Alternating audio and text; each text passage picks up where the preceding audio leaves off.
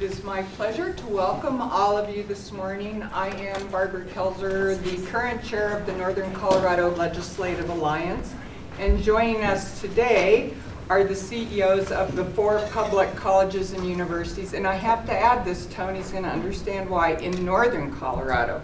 Ames Community College, Colorado State University, Front Range Community College, and the University of Northern Colorado, and we'll be hearing from them during an informal roundtable and panel discussion about their economic impact report, which they're unveiling today.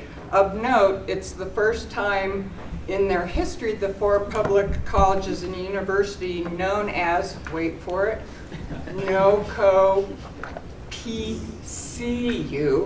have collaborated on a consolidated economic impact report for their institutions. Strong institutions of higher education are critical to the economic viability of our state and our region. The institutions of higher education, from the university systems to community colleges, are integral to the economic foundations of our Northern Colorado communities. And now I would like to welcome Hannah Ruffridge with Economic Modeling Specialists International, EMSI, to provide some background on the process and top-line economic impact and value information. Hannah? Good morning, everyone. My name is Hannah Ruffridge. I'm the Assistant Director of Consulting at Emsi. And before I get started going through the results and a little bit about our methodology, I just want to give you an overview of Emsi. So Emsi works to connect the triangle, and by triangle I'm talking workforce, higher education institutions, and then employers. So we're working to connect those 3 facets. We've been doing economic impact studies since 2000. We've done over 1,700 impact studies since then for over half the community colleges in the United States. We also span across a couple countries as well. We've also worked with quite a few universities across the United States. So this is a quick overview of Emsi and what we do. Now I'll go ahead and get started on the economic impact study. So for the economic impact study, there are really 2 sides. There's the economic impact analysis and the investment analysis. For the economic impact analysis, we're looking at the situation of what if the institutions did not exist? How would the economic activity change in the region? For the investment analysis, we're looking at the return on investment for the 3 primary stakeholder groups. We're looking at students, taxpayers, and then society as a whole. Before I go into the results too much further, let's go ahead and look at some of the data that we're actually using for the study. This is some of the external data that we use. So the region is Larimer and Weld Counties. Within those counties, there's $25.2 billion in GRP and just over almost 371,000 jobs. I'm sure you all are familiar with this graph, which shows as you tend to earn more levels of education, you tend to make more money. Now let's look at some of the internal. So part of this study, we went and asked all 4 institutions for some internal data. And overall, aggregated across the 4, they served in 2015-16, apologize, can't really see the title over there, but they served just over 68,000 credit students, almost 5,000 non-credit students, 12,000 employees across the 4 institutions, which had a payroll of $852.3 million. Revenue from tuition, so this is only from tuition, there's other revenue sources such as state and local and federal funding, came to $498.6 million. Another point that we use in the study is we actually look at students that come from outside the region that are attracted to the region because of the institutions. I'll go into that a little bit later, but that came to roughly 45% of the students are from outside of those 2 counties. So now just to give you an overview of the results, there's $2.4 billion being added to the regional economy because these institutions exist. So That is equivalent to 9.6% of the region's GRP. In other words, if they did not exist and all their alumni did not exist in the 2015-16 fiscal year, the region would be 9.6% poor in terms of GRP. This is equivalent to supporting almost 40,000 jobs. Looking at the investment side, the rate of return for students is 10.9%, and then for taxpayers is 33.6%. And I'll go ahead and go into a little bit more detail on how we calculate each of these numbers. So for the economic impact side, we broke out the impact into a couple of different types of impacts. And the first one is the operation spending impact. And for the operation spending impact, we're really looking at what's the impact from the colleges and universities simply operating, paying their employees, spending money on tables, computers, desks. All that has impacts the economy. And from that spending, there's ripple or multiplier effects that occur. So when they pay their employees, the employees then go out and they spend more money at the grocery store. Well, the grocery store then has to restock their shelves. So they spend more money on their suppliers, and it ripples down the supply chain. Another thing to note is that for the operation spending impact, we do have a counterfactual scenario. So if you recall, when I said earlier that we're looking at the scenario of if the institutions did not exist. Well, if they didn't exist, we can't just say that all the money that they received and therefore spent would just disappear. Some of that money came from in-region students paying tuition, local taxpayers. That money would have, even if they didn't exist, it would have still stayed in the economy and been spent by those students or taxpayers, creating some form of impact. We measure that and actually net or subtract it out to come to a much truer, accurate impact measure. So this is equivalent to $676.8 million in added regional income. One other note, this is in terms of income and not sales. So this is a quick example. A baker buys flour for $3, bakes his bread, sells it for $5. That's $8 in sales transactions. But what he's really adding by baking that bread is $2 in income or profit. That's what we're measuring here, is the income.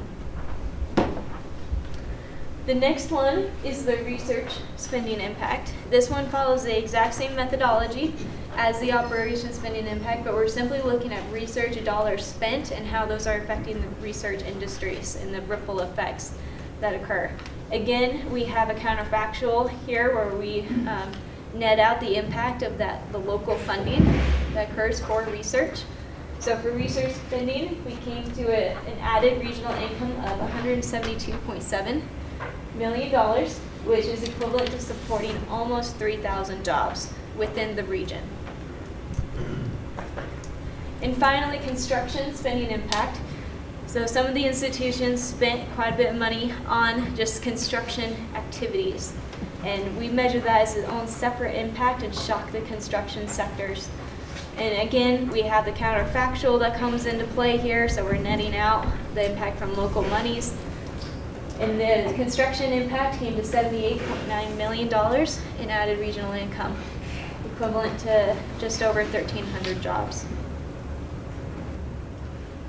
This is the startup company impact.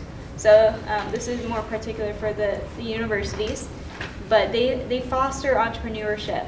And some of the inventions, in order to, they create companies in order to license them. And so this is the measure of the startup companies that are created because of the universities. So for startup companies, they added $35.8 million to the regional economy in 2015-16, which is equivalent to supporting 548 jobs. And second to last, we have a student spending impact. So if you recall, in an earlier slide, I had the percentage of students that came from outside the region. That's one side of it. So the institutions are attracting students from outside those two counties to come to the region and get an education. Well, when they relocate, they're bringing their monies with them. They're spending their money on groceries, on gas, on housing, and that has an impact on the regional economy. The other side of it is that we're actually measuring retained students as well. So a portion of the in-region students would have left the region, whether for other educational opportunities or it may be for work. The point is they would have left if not for the institution's existence. And we count their monies in here as well. So, and again, we're measuring all the multiplier or ripple effects that occur. So from student spending, they added 159.6 million in added regional income, equivalent to almost 2,500 jobs. And again, all these impacts are measuring 1 year's worth of activity. So this is only for the 2015-16 student population. The alumni impact. This is the beast of the impacts, really. It's a little bit different than the other impacts. A couple of the other impacts, some businesses can say, oh, we have an operation spending impact. We attract employees to the area. But really the alumni impact is special for higher education institutions because they're producing human capital for the region. So for the alumni impact, we're measuring the impact from 30 years worth of alumni, but we're only measuring the impact that they have on the region for the 2015-16 fiscal year. So 1 year's worth of impact, but we're looking at 30 years worth of alumni. And by impact, I mean we're looking at their higher earnings. So again, if you think back to that graph, as you tend to get education, you tend to make more money. So we're looking at the higher earnings, and only those increase, the incremental earnings that alumni will earn because of their education. We're also looking at the higher business profits. So because businesses are hiring these skilled workers, they're now more efficient, making them more profitable, and that has an impact. And there's ripple effects associated with both those. So for the alumni impact, the alumni added $1.3 billion to the regional economy, which is equivalent to supporting 22,000, almost 500 jobs. So for total impact, we have $2.4 billion across all 4 institutions. This is just 1 year's worth, again.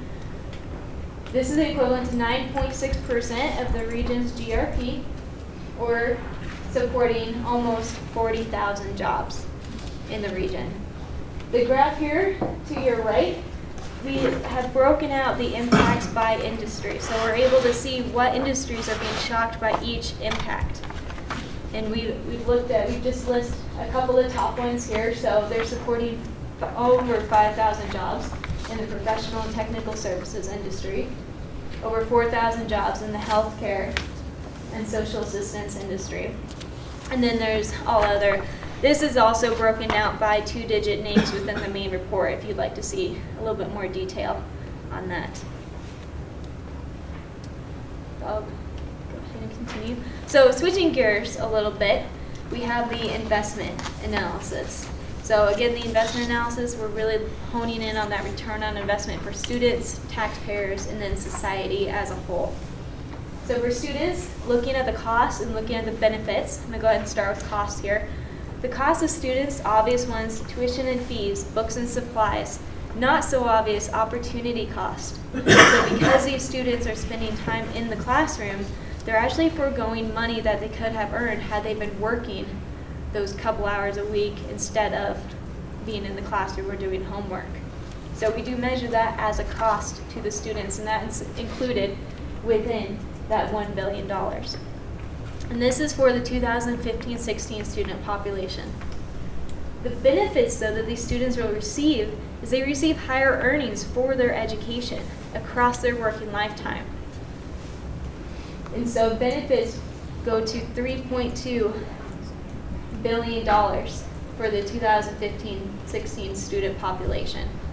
Again, we're only measuring their incremental or increased earnings. That comes to a benefit cost ratio of 3.1. So for every dollar that the students from the institutions invest in their education, over the course of their working lifetime, they will receive $3.10 back for that 1 year's worth of education. And this is discounted back to the present day, so it would be quite a bit more in the future. And that's a 10.9% rate of return. So if you think about other things that students invest in, stock market, I sure hope they're not invested in a savings account, because it's the obvious choice for getting that solid return. The next one is the taxpayer perspective. So for the taxpayer costs, you have just state and local funding for taxpayers. But for benefits, there's really two sides. There's first side is the added tax revenue. So because students are now making more money, they're paying more in taxes. That could be in the form of their higher income tax bracket. They're paying more in sales tax because they're buying more things. There's top tax in there. So they're adding more taxes to the government. The other side is government savings. So there's lots of studies, and including government studies that we use, that says that as students become more educated, they're less likely to commit crime. They're more likely to be healthy. They're less likely to demand the benefits of welfare and unemployment. Those are government savings that are going to be experienced by the taxpayers. So for every dollar that taxpayers invested in the 4 institutions, NoCoPCU, for 2015-16, over the course of the student's working lifetime, they will receive $5.80 back for their investment. And if you think about other things that the government invests in with taxpayer money, a lot of them don't even give a return, let alone a positive return like this. So this is really great to see. The final one is the social perspective, and this is all-encompassing. So for costs, it includes all the institution's expenditures, it includes all student costs, including opportunity costs. For benefits, we're looking at all the benefits. So added tax revenue, government savings, the higher earnings that the students will receive. We're also looking at private savings. So if we go back, students will be healthier. There's private savings associated with that. There's avoided victim costs because they're less likely to commit crime. So there's those private savings that are also within the social perspective. So for every dollar that society as a whole invested in NoCoPCU institutions in 2015-16, over the course of the students' working lives, they will receive $6.30 back for their investment. Thank you, Barbara. Hannah, so Thank you. much. And now, it is now my pleasure to introduce Ms. Norton, who will talk about the economic impact study. So please, Kate, take it away. Well, thank you. I want to emphasize what appealed to me about Emsi's approach to an economic impact study. Obviously, from your questions, all of you have seen many different kinds of economic impact claims with multipliers that sometimes could not really be understood or replicated. And so in particular, I like the approach that Emsi has used to talk about two things in terms of return on investment, both the individual's benefits from that investment that they make of their time and their money, as well as the benefits to society, which are much harder to quantify, but are so real and really are the essence of what we talk with our students about every day. And in terms of the question about debt, something that I tell our incoming students is that when you look at the real impact on their earning capacity, in the case of UNC, someone with a bachelor's degree from UNC will earn $22,000 a year more for his or her working life over the course of their life, and that adds up to a discounted just under $1 million. So I liken that to an investment that pays off both in real terms and in terms of enriching their lives. And I compare it to an investment, the average debt load for a UNC graduate, undergraduate, bachelor's degree holder is about $25,000. Now, you could take $25,000 and you could go borrow the money to buy a brand new Corolla. And the minute you drive it off the lot, it's depreciated. When you walk across the stage at commencement, that is an investment that no one can ever take away from you. It can't be repossessed, and the warranty never expires. So it is an investment that is worth, even if you have to go into debt, which is in fact the fact of life for the majority of our students. So that's why I was so excited about being able to quantify some things, because people want something that they can kind of touch and feel and understand, as well as hearing about the benefits of a liberal arts foundation, which I love to talk about, being an English major. So the other thing that I like about the fact that all four of us are here today is that it points out how complementary our missions and our operations are. We are not competitors. We are represent the continuum of higher education, of post-secondary higher education that's available, that is an integral part of our economy and our society. And so I think we are celebrating that by talking about this. And we each have a particular areas of emphasis and expertise, but we all have public missions to serve the region and the state of Colorado. So, I'm delighted to be here on behalf of the Bears and with my colleagues as well. Thank you, Kay. Dr. Bornstein. Thank you, Kate. I was thinking, well, I was going to say that too. So let me shift a little bit. What I think is particularly interesting about this study between the four of us is the importance of our sector as a post-secondary educational sector in Northern Colorado telling our story. So together we can tell our story in a much stronger way, oftentimes than individually. So that's one thing that I think is an important takeaway from this is this is what we as a sector contribute to our communities in Northern Colorado. We all know Northern Colorado is growing at exceedingly fast rates, and we are here to serve our communities, to rise to the occasion, to meet those priorities that you have on your sheet, the workforce, healthcare, transportation, water. We are the folks that educate and train those folks that all of our communities will be hopefully hiring to then move forward and contribute to our community. So in partnership, I think that's what's really important here is this is just another interesting collective partnership that we can use as an example of the many individual partnerships that we have together.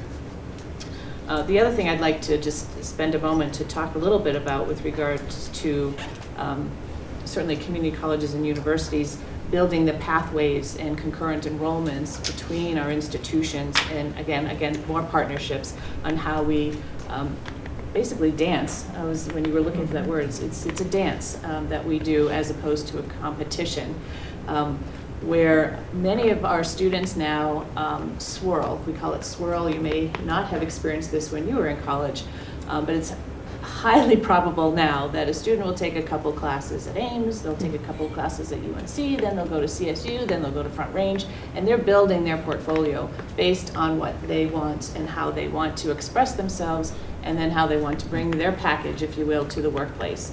So it's extremely important that we work together as a collective, as a sector, a significant contributing sector to our community in that way, because that is actually how our students are forming their portfolios that you will be reviewing in the future. So I think this study shows some wonderful returns on investment, not only for those students, but certainly for our communities and for ourselves as we move forward. So partnerships was the key for me in that.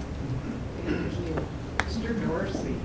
Well, I'll just pick up on that theme. One of the unique aspects of Colorado community colleges is that we all have the same course numbers and the same course content, so a student who takes a course at Ames or Front Range could move back and forth seamlessly. Another aspect is Colorado, I think, gets transfer pretty well between community colleges and four-year schools. And we feel really lucky to have great transfer partnerships with both CSU and UNC. In fact, we were featured because of a partnership with CSU in a national publication, but we just got data that shows that both CSU and UNC partnerships at Front Range, and I would imagine the same as for Ames, are among the best in the country in terms of students who started community college actually graduating from a four-year school. And so that ability to have smooth transitions is really important to some of the students in this region. I just want to mention one other aspect, because whenever I read the economic impacts, it's easy to get caught up in the numbers and forget that all that economic impact translates into human impact. And whether that's an individual who goes from not being able to support themselves to the pride of having a job with a living wage and being able to support a family, whether it's the community spirit that somebody gets from their education, from liberal arts education or technical education, what they bring back into the community in volunteering, in political engagement, or whether it's the creativity that they bring as an entrepreneur in developing a new product or even opening a new restaurant that we all benefit from. There's an enrichment of the lives that's beyond just the numbers that education brings to the community. And to me, that's really at the heart of all of this. And I think we have to think about how we translate this into people's everyday lives. And finally, just picking up on one thing Kay said, we've worked with Emsi before, and one of the things I really like about them is I think they do take a conservative approach to this. So Hannah mentioned right away that they net out the opportunity cost for the students. So we know that students could be working instead of going to college. And they're very careful, I think, to say, let's be rigorous about this. Let's make sure that we're not adding fluff to these numbers. And we've had a lot of discussions about them, and so I feel reasonably confident. You know, there's always a little mystery in multipliers, but I feel pretty confident that this is an accurate reflection of what's happening in the community. Batting cleanup? Well, let me thank all my colleagues as well for participating along with us all in this study, and Emsi as well for all their work on this. I think what you're hearing reflected here is something that's a real value for Colorado. We have this very diverse educational ecosystem. You see, as Kay said, the range of institutions represented here, and of course others around our state as well. And although none of us will miss the opportunity to tell you what we could do with more funding, it's also true to say that we're proud of the fact that in the state of Colorado we produce a degree or a credential for less taxpayer input than any other state in the country, while maintaining right around the median in tuition compared to our peer institutions. That's a level of efficiency that serves Colorado really well. On a good day, we're proud of that. At the end of the day, we could stand a little more gas in the tank, you know, to see what more we could do. But I think what you should expect of all of us is that we will continue to deliver that level of efficiency around what we do. So, reflected in a lot of these numbers, you hear a lot of things. You hear about large employers and the stable impact that they have on the economy. You hear economic impact. You hear job impact. We break that down, and as Emsi did, by students, by employees, by alumni impact. You can talk about startup pieces. All of that's true and important. And then you can add to that a study that was done in, I think, 2003 by Carnegie Mellon on behalf of the Department of Commerce, that looked at innovation economies and innovation clusters. And the idea behind it was similar to the wine industry in Napa Valley. Eventually you get the supply chain coalescing around something. And in innovation areas across the country, what are the things that bring a whole set of factors together and really foster an innovation economy? One of those were the presence of multiple universities, and I think you see that reflected here too. Along with that innovation economy, you see impact on educated workforce, intellectual property, tech transfer pieces, and you see this innovation environment that is, I think, harder to measure, but still reflected in sort of the entrepreneurial spirit of a community, and I think all of us see that across northern Colorado as well. And as a third piece, I think you see reflected in all of these something that you've heard my colleagues mention, and Emsi mentioned it as well, and part of the social aspect, the importance of having educated citizens. Now, none of us are going to tell you that people who don't have a college education can't understand complex topics and help make our democracy work. We don't believe that. But there are increasingly, in a complex world, very complex topics out there. And having people who can help understand those, who can play lead roles in communities, whether those are school board members or boards for NGOs or a whole set of things. And the data are quite clear that college graduates play very active roles above the average in making our communities sort of work and function around that. And I think those are issues that cut beyond partisan politics. Those aren't issues. How well our community works isn't Republican or Democrat or progressive or conservative. It's just how well we as citizens work together to improve the lives for all of us. And the last thing I would point out that's a little hard to capture, and I'm probably not the one to bring this up at this panel because I suspect our statistics at CSU are the weakest, if you will, at the table. But we're proud that 1 in 4 of our students are still the first in their family ever to go to college, first generation. I suspect that my colleagues at this table all have higher numbers than that. And when you think about that for a moment, that's a huge impact, right? Because there is an individual, a young man or a young woman, who now will have that college education, and the percentage of children from that family who will go on to get a college education. The trajectory of that family has changed pretty dramatically. So making those opportunities available to first generation students is something that matters to all of us. Now we all know that tuition has gone up, and you can break the debt statistics out in a whole set of ways. And for my part on that, and I think my colleagues would agree with this, the one thing we would urge you to do when you read debt statistics, and we all know the number, $1.2 trillion. Not all $1.2 trillion of that debt are created equal. If you break that out across public colleges and universities, you find very, very different numbers. The people with the highest debt levels above $100,000, 50% of them are in the top quartile of income earners, and their ability to pay that back is very good. On average, public college and university graduates, inflation adjusted compared to their debt levels and their starting salaries, are in a better position to pay off their debt than I was in the early 1980s when I got out of vet school. Default rates, which we hear a lot about, the vast majority of defaults occur in students who have been in school for less than 1 semester and have under $5,000 worth of debt. Those are things that you don't typically hear when you hear the $1.2 trillion statistic. The picture that's painted is this someone with a PhD in Elizabethan literature who's a barista at Starbucks. I heard a woman from the Urban Institute talk about this at a national meeting a few months ago, and she said, there are 6 of those people. We know them all by name. But I think, be critical of the data. It paints one picture when you aggregate it. It paints another when you drill down it and actually look at it. And I think what these institutions collectively, what this ecosystem offers on all of these economic fronts, on these social fronts, I know I speak for my colleagues here when I say we're incredibly proud of our roles in representing what we think is an important part of the fabric of American society. Thank you all. Thank you. Hold on just a moment. We'll have a few minutes for Q&A with our presidents, but first I think we should give them a round of applause. We should also take a moment and thank our elected officials. This is not an easy time to be an elected official, so anyone willing to do it, I think, deserves our thanks.